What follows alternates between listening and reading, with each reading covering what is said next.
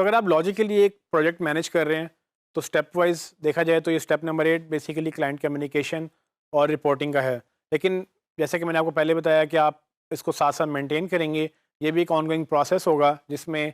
आप क्या करेंगे कि आप अपने जितने भी काम हैं वो अपने क्लाइंट को कम्युनिकेट करेंगे। अगर आप अपनी वेबसाइट का खुद अपना प्रोजेक्ट चला रहे हैं, अपना बिजनेस रन कर रहे हैं, तो फिर ये चीज़ें शायद ज़्यादा मैटर आपके लिए ना करें, क्योंकि आपको पता है कि आप रोज़ क्या कर रहे हैं, आप बस रिकॉर्ड करेंगे उसको। लेकिन क्लाइंट के लिए स्पेसिफिकली मैं रिकमेंड करूँगा कि आप उसके साथ कम्युनिकेशन अपनी रेगुलर रखें, क्योंकि मुझे पता है फ्रीलांसिंग की दुनिया में जहाँ पर आप एक दूसरे को नहीं देख पाते हैं, आपका क्लाइंट की दुनिया के किसी कोने में बैठा है, आप कहीं और बैठे हैं, आपको और क्लाइंट को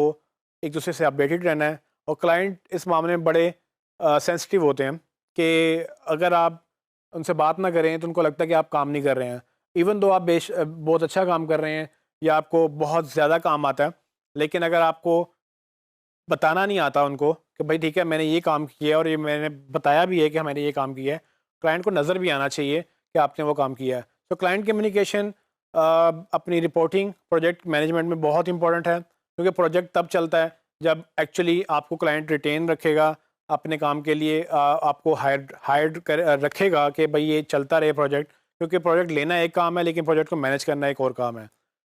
टेक्निकली काम आपको आता है कि नहीं वो एक अलग बात है, आपके कितने स्किल्स हैं, कि आप बहुत प्रोफेशनल लेवल पे काम कर रहे हैं, आप बिगिनर लेवल पे काम कर रहे हैं, वो आपके स्किल लेवल पे मैटर करता है। लेकिन दोनों चीज़ों में रिगार्डलेस ऑफ योर स्किल, आपका स्किल कुछ भी हो, आपने क्लाइंट को कम्युनिकेट करना है। और मुझे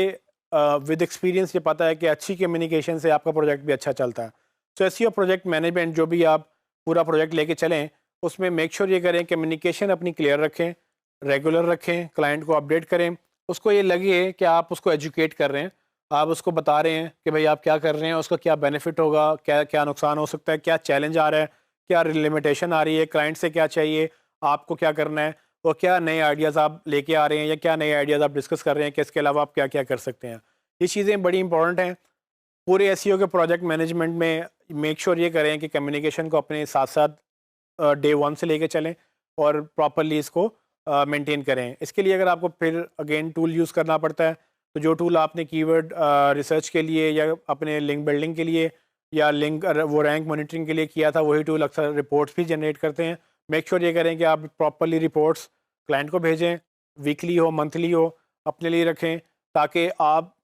एक चीज़ का जो है एक पूरा प्रोसेस जो है उसको फॉलो कर सकें। सो मैनेजमेंट तभी पॉसिबल होगी जब आप उसको कम्युनिकेट करेंगे, स्पेसिफिकली क्लाइंट के केस में। अपने केस में शायद आप इसको मिस करना चाहें, लेकिन क्लाइंट के केस में आप ये स्टेप बिल्कुल भी आप मिस नहीं करेंगे।